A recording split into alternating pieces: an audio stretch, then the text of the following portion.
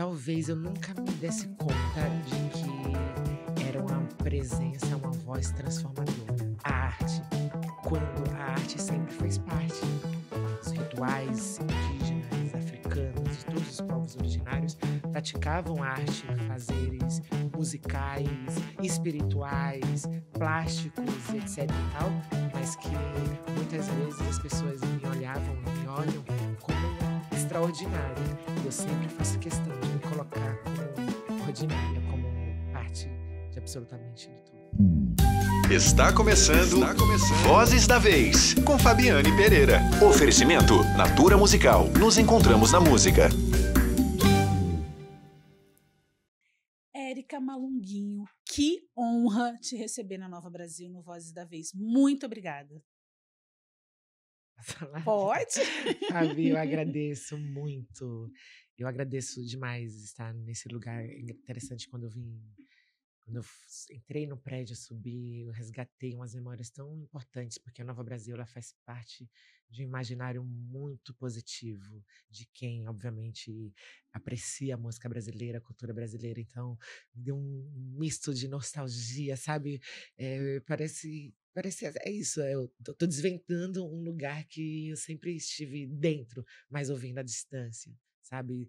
Tem trilhas sonoras que registram essa rádio, assim, é fantástico, é uma marca importantíssima na nossa cultura.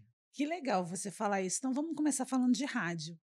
Eu quero saber se você ouvia rádio quando você era pequenininha. Que entrava na sua casa, na sua cabeça, no seu coração pelas ondas do rádio? Olha, primeira memória que eu tenho, assim, a memória mais forte que eu tenho de rádio é quando minha mãe ia trabalhar. Minha mãe era enfermeira e ela trabalhava muito longe de onde a gente morava.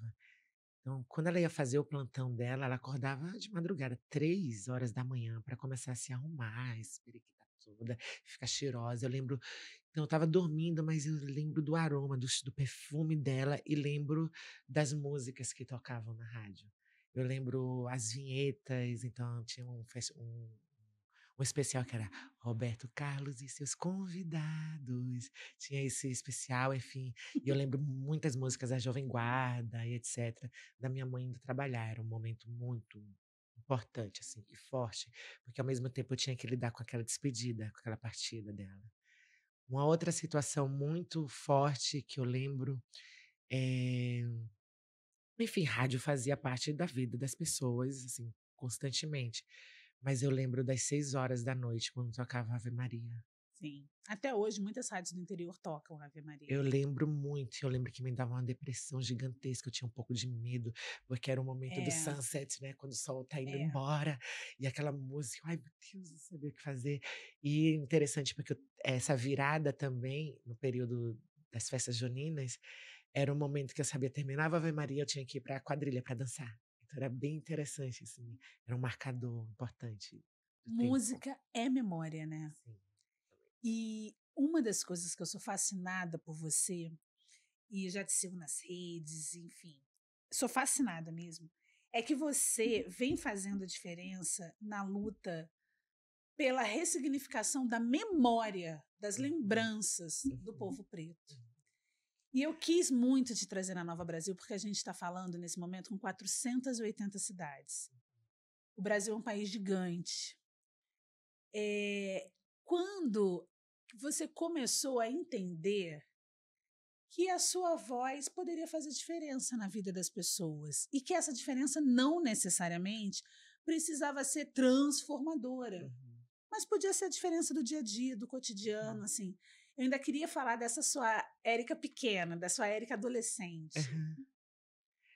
Olha, Fabi, acho que você tocou num ponto muito importante, porque talvez eu nunca me desse conta de que era uma presença, uma voz transformadora.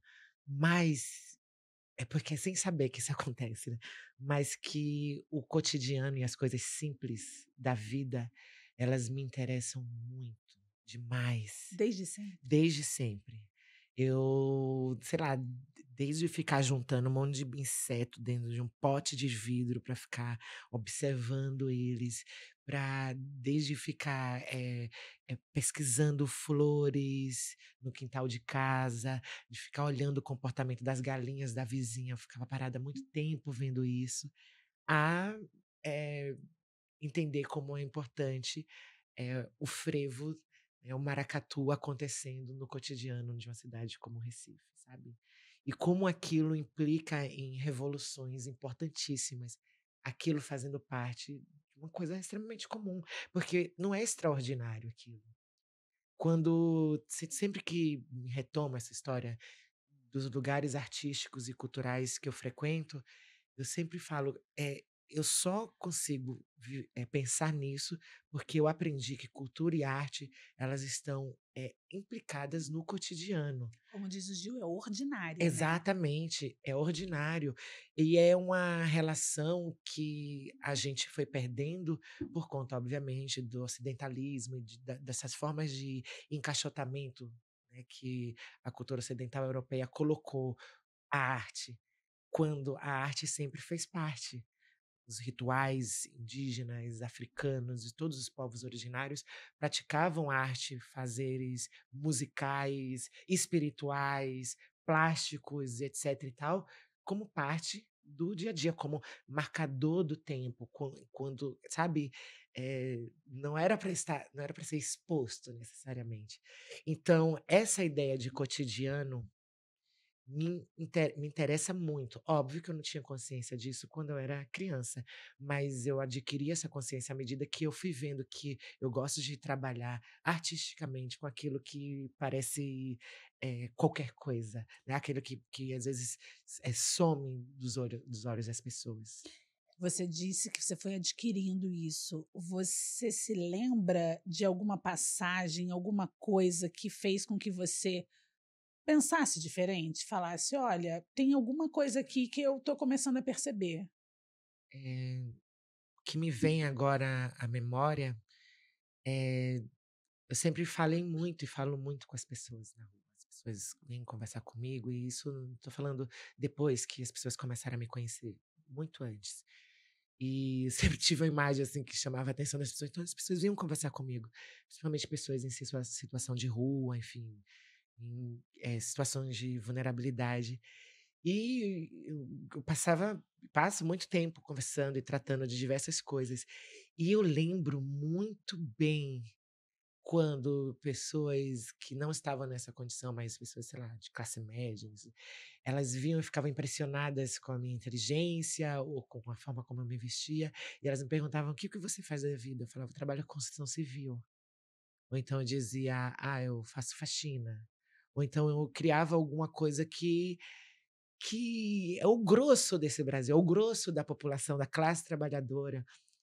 Então, eu acho que isso é um marcador importante, quando eu tomei consciência de que eu podia mexer na cabeça das pessoas, à medida que elas se destituíam daquela ideia de imagem, de representação e de forma que eu tinha.